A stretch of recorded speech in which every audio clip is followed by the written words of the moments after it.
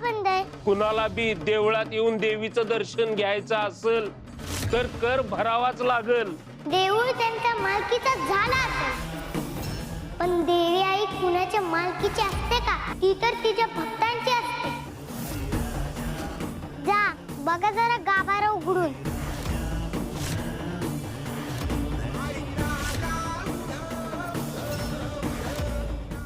देवी देवी कुठे गेली?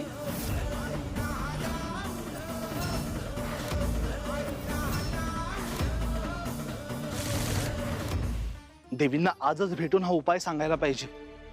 जो काय निर्णय असेल तो आता देवीच घेतील. कसला निर्णय? अहो तुम्ही काहीतरी बोलले ना आता. देवी निर्णय. ते काही नाही, देवळात जाऊन आलो ना, पाया पडून आलो. असू देत. जनक बाबा, देवी कुठे आहेत? म्हणजे देवी देवळातच आहेत. जगदंबा जगदंबा कुठे आहे? हा घरी नाही ती. मग कुठे गेली आहे ती? गेली घराच्या बाहेर. तरी बजावलं होतं घराच्या बाहेर जाऊ नगस जास्त वेळ म्हणून, पण ऐकताय कोण? तिला ना भाऊजी शिंग फुटली आहेत आणि घर ना बी फूस मिळतीये. काळजी वाटते ओ लेकीची म्हणून बोलतीये. मी ठरवलंच आहे तिला ना काही दिवस यांच्या भावाकडेच पाठवणार आहे मी. देवींना दुसऱ्या गावाला पाठवणार? मग आमच्या पुढच्या तयारीचं कसं होणार? आणि जगदंबानं ऐकलं नाही ना तरी बी पाठवणारच आहे मी. ही तर माझ्या जीवाला घोरच नको.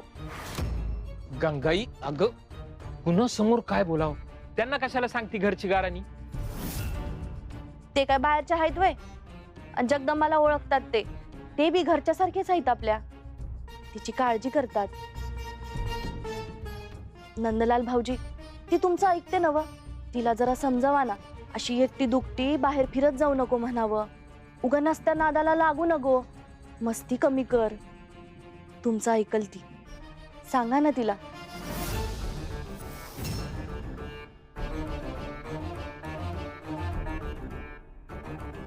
अहो साक्षात देवी आहेत त्या. मी त्यांना समजावू आणि त्या माझं ऐकणार? ही सगळी ज्यांची लीला आहे त्यांच्याबद्दलच तुम्ही माझ्याकडे तक्रार करताय. देवदेवतांनी माणसाचा जन्म घेतला की तेही नात्याच्या कर्जात अडकतात. हे खरंच आहे. भाऊजी ऐकताय ना तुम्ही? हो हो हो, मी बोलतो तिच्याशी. पण ती आहे कुठे? देवळात गेलीये.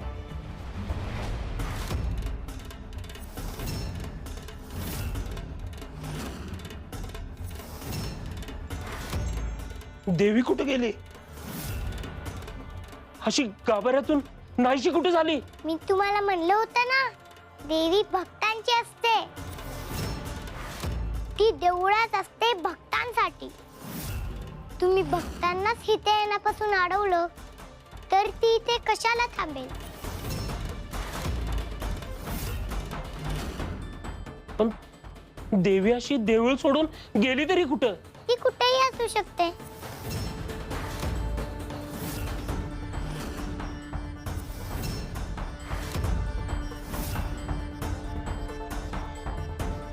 ती बघा तिथे आहे देवी.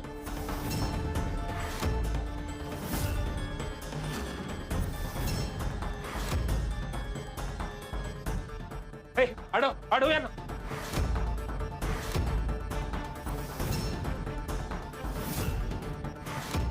यांना देवीचं दर्शन घेऊ देऊ नका, नाहीतर तो मदराज आपल्याला सोडणार नाही.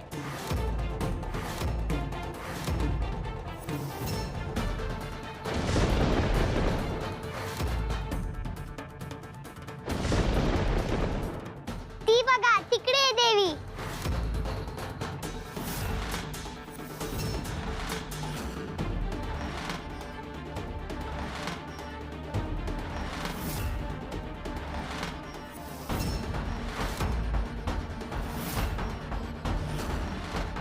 देवी आईचा उदो उदो देवी आईचा उदो उदो देवी आईचा उदो उदो. मेंगाजी काका काय झालं? भक्तांना देवीपासून दूर करत होता ना, आता करून दाखवा. हा काय खेळ चाललाय? हे नाही, ही लीला आहे देवीची. तुम्ही भक्तांपासून तिला दूर करायला गेलात तर ती स्वतःहून भक्त आहे तिथं जाईल. तू जाई त्यांच्या घरात पोचेल. तुम्ही सांगा तुमच्या मधराजाला, देवीच्या आणि भक्तांच्या मध्ये आलास तर चिरडला जाशील.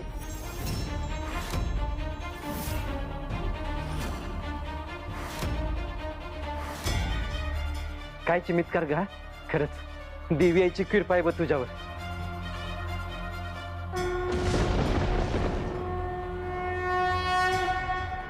आई राजा उदो उदो आई राजा उदो उदो आई राजा उदो उदो आई राजा उदो उदो आई राजा उदो उदो.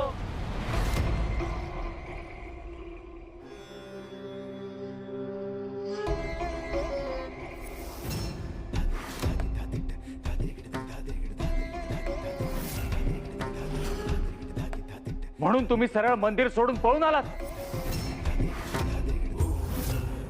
दुसरं काय करणार मधराज? अहो, ज्या देवीसाठी आपण कर लावला ती देवीच त्या देवळात नाही तर मग तिथं बंदोबस्त लावून फायदा काय? आपण ते देवळाचं प्रकरण सोडून देऊया का? वाटलंच होतं मला माघार घेणार म्हणून. मधराज, तुम्ही यांच्याकडे लक्ष देऊ नका बरं. अहो, ती जगदंबा आणि तिचं कुटुंब ही लबाड माणसं आहेत.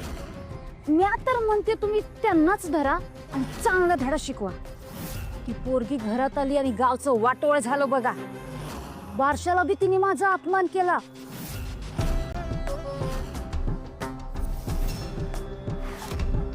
ते तुमच्याशी वाईट वागले म्हणून त्यांना मी धरू? मी फक्त नीतीने वागतो. जे काय करायचंय ते नियमाला धरून. अहो, मग आपण ही समजा जरा नियमात बसूया की. तुम्हाला माहितीये काय, तो जनक बाबा आहे का नाही, त्यानं धनाजीकडनं बैल बी घेतला होता. पण त्या बैलासाठीचे पैसे तो दर महिन्याला देतो. त्यांनी आतापर्यंत एकदाही पैसे बुडवले नाहीयेत. अहो मरुदेव, काहीतरी कारण काढा आणि त्या जनक बाबाला धरा. अहो, फकस्त माझा नाही, तुमचा बी अपमान केलाय त्या पोरीनं. अहो, समध्या गावासमोर बोलली ती तुम्हाला. आणि आज ह्यो देवळात तमाशा. सुंदरे, त्या पोरीला देवीचा आशीर्वाद आहे. तिच्या नादाला लागायचं म्हणजे अहो, काय देवीचा आशीर्वाद नाही हो. रानात सापडलेली पोर आहे ती. देवी जेव्हा चमत्कार करती तेव्हा ती योगायोगाने तिथे असती. झालं. गाव बी भोळ आणि तुम्ही त्याहून भोळे. मधराज, तुम्ही माझं ऐका. तुम्ही आधी त्या जनक बाबाला धरा आणि त्या पोरीला दासी करा. नाही त्या पोरीला माझ्या घरी कामावर ठेवलं तर नावाची सुंदरा नाही. हे बघा, आता तरी त्यांच्या मागे लागण्याचं काही कारण दिसत नाहीये. योग्य वेळ आली तर मी बघेन काय करायचंय ते. तुम्ही निघा. काय तुम्ही त्या चिमुरडीला घाबरला का काय?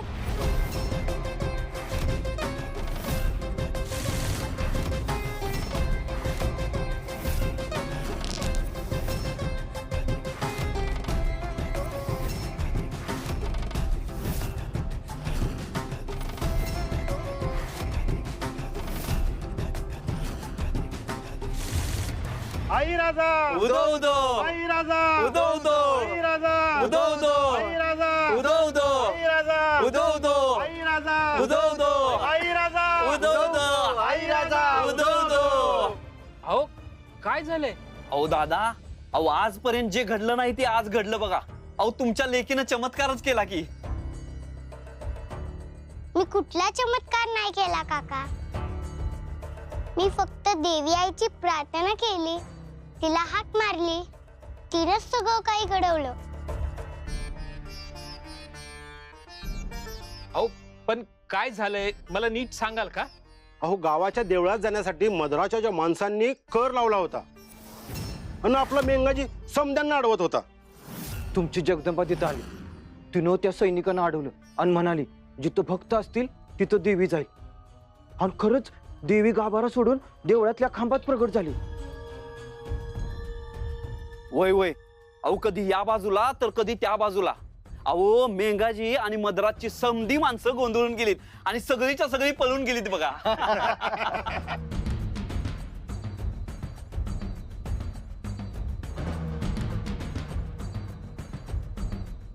जगदंबा, तू समद्यांपेक्षा वेगळी आहेस ग. मोठी मोठी माणसं जिथं जायला घाबरतात तिथं तू धाडसानं घुसतीस आणि काय बी करून धावतीस. मी कुठे काय केलंय? जे काय करते ती माझी तुझाई करते. खरं आहे ग, पण धाडस तर आहे ना तुझ्यात. धाडस तर माझ्या अंगात माझ्या आईमुळे आलंय.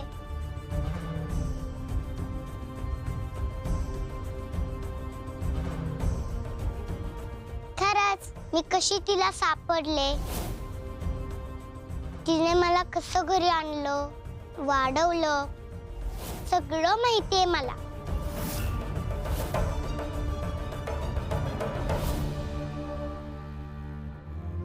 समदं गाव तिला विरोध करत होतं. तुम्ही पण सुरुवातीला मनापासून तयार नव्हता ना बाबा? पण ती एकटी माझ्यासाठी लढली. तेव्हा मला आईची किती गरज आहे ते फक्त तिला कळलं. मायाने तिला शिळा बनवून टाकलं होतं.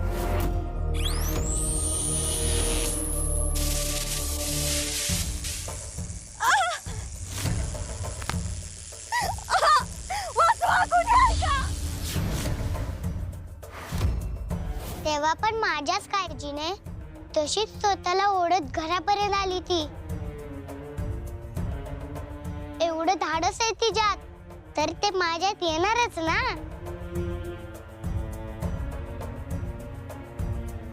मी भक्ती तुमच्याकडून शिकले बाबा, शक्ती तुझ्याकडून घेतली. मग हे धाडस माझ्या आईकडून घेतलंय मी.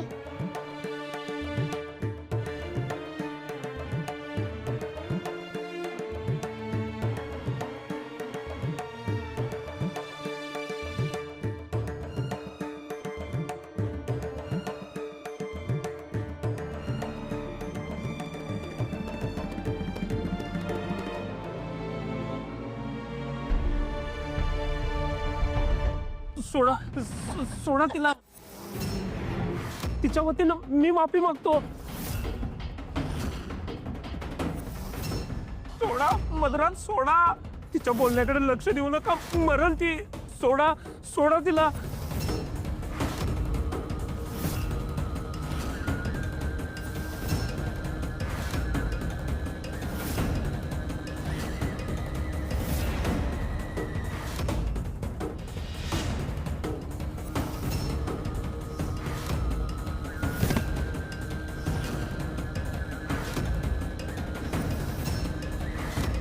सुंदरा सुंदरा सुंदरा उठ. सुंदरा उठ. सुंदरा सुंदरा उठ.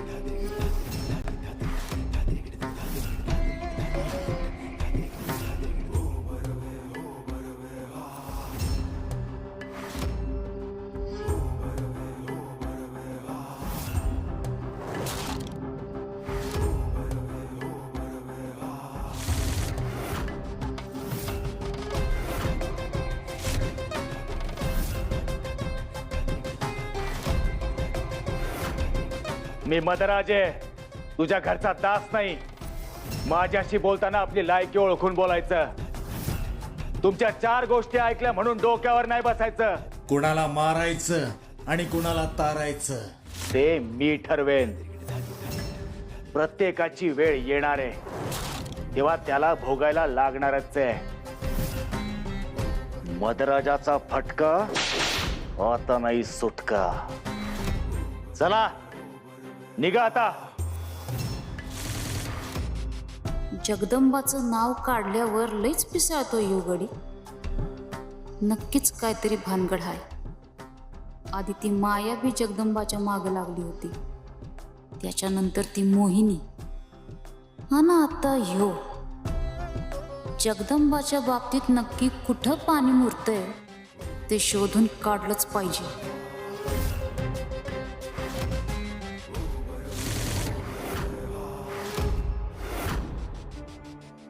चुकलं माझं, मला क्षमा कर.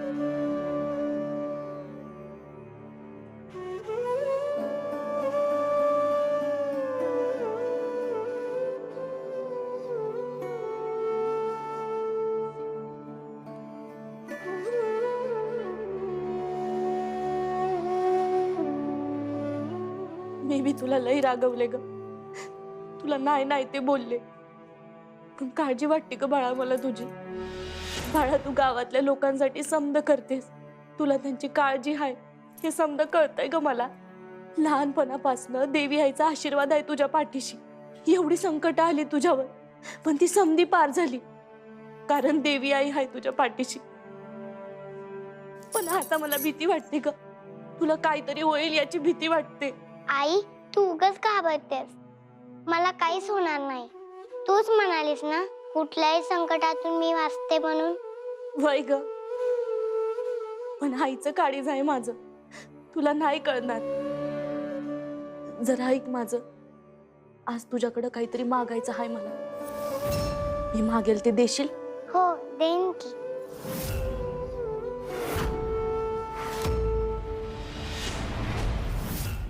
मग हे गाव सोडून जायचं वचन दे मला. तुझ्यावर असलेलं संकट टळेपर्यंत यांच्या भावाकडं, तुझ्या काकांकडे जाऊन राहायचं. हेच वचन हवंय मला तुझ्याकडून. दे वचन.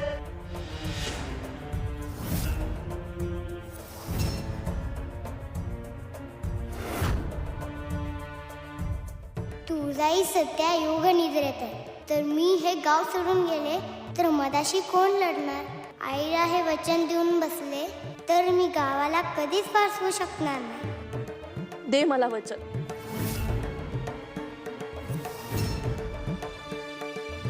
मी वचन देते, हे गाव सोडून जाईल, हे गाव सोडून जाईल, हे गाव सोडून जाईल, हे गाव सोडून जाईल.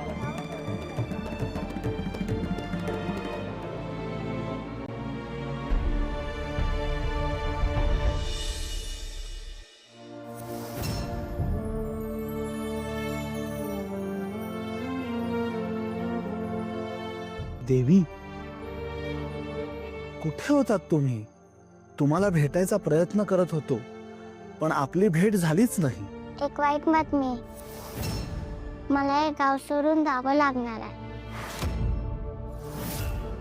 हो, आज तुम्हाला भेटायला आलो होतो तेव्हा तुमच्या आईकडून ते कळालं मला. देवी, तुम्ही इथून गेल्यावर या गावाचं रक्षण कोण करणार? मलाही तिचीच काळजी वाटते. तुळजाईने गावाचं रक्षण करण्याचं काम माझ्याकडेच दिलं होतं, त्यासाठी मला तयारी केलं होतं. पण आता मीच इथे नसणार, मधराजाशी लढायचं, पण आधी धनाजीराव सापडायला पाहिजेत ना. त्या प्रश्नाचं उत्तर मला मिळालंय देवी. हो, काल रात्री आपलं बोलणं झालं ना, तेव्हा तोच विचार माझ्या डोक्यात होता. झोपायला जात असताना मला एक गोष्ट आठवली. मायाने ज्यावेळी हल्ला केला होता त्यावेळी चिंचपुरात राहत असणाऱ्या कदमबाबांना तिनं नाहीसं केलं होतं. ते कुठे आहेत हे कोणीच शोधू शकत नव्हतं, पण मग एका व्यक्तीने त्यांना शोधून काढलं. कोणी? साक्षात योग विद्येचे जनक माझे प्रभू महादेवांनी. त्यांनी योग विद्येच्या सहाय्याने कदमबाबा कुठल्या रूपात आहेत हे शोधून काढलं आणि त्यांना वाचवलं. गंगाईला, तुमच्या आईलाही त्यांनीच वाचवलं होतं. हो, खरंच की. म्हणजे ह्या परिस्थितीत महादेवच आपल्याला वाचवू शकतात. मी इथे नसताना तेच माझा नाशी करू शकतात. नंदी महाराज, तुम्ही त्यांना भेटून ही विनंती कराल? हो, करेन की. त्यांना भेटतो आणि सगळी परिस्थिती सांगतो. देवींच्या कामात मदत करण्यासाठी प्रभू कधीच नाही म्हणणार नाहीत. आता तुम्ही निश्चिंत राहा, येताना चांगली बातमीच घेऊन येतो.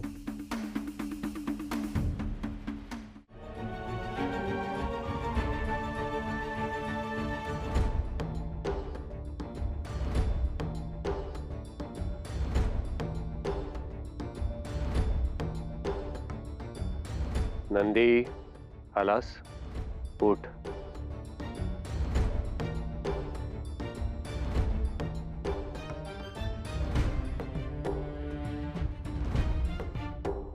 आज अचानक आमची आठवण कशी आली? तिथे तुझं मन रमेन असं झालं म्हणून तू कैलासावर आलास? प्रभू, काय म्हणताय हे? आपल्या आठवणींशिवाय एक क्षणही राहू शकत नाही मी. तुम्ही सांगितलं साक्षात देवींचा अंश असणाऱ्या जगदंबाची काळजी घेण्यासाठी म्हणून तुम्ही तिथे मला थांब म्हणालात. म्हणून केवळ मी थांबलो. आणि तुम्ही म्हणताय आम्हाला कल्पना आहे त्याची. प्रभू, तुळजादेवी आता तिच्या रक्षणासाठी तिथं नाही याची सुद्धा आपल्याला कल्पना असेलच. हो, त्याचीही कल्पना आहे. परंतु नेमकं काय झालंय हे पाहण्याचं आम्ही टाळलं. प्रभू, तुळजादेवी योग निद्रेत गेल्या आहेत. दिती ज्या अमंगल शक्तींनी अनर्थ घडवू पाहत होती त्या त्यांनी शोषून घेतल्या आहेत. का केलं देवींनी असं? देवींना त्या ग्रंथाचा सहवास सुद्धा सहन होत नव्हता.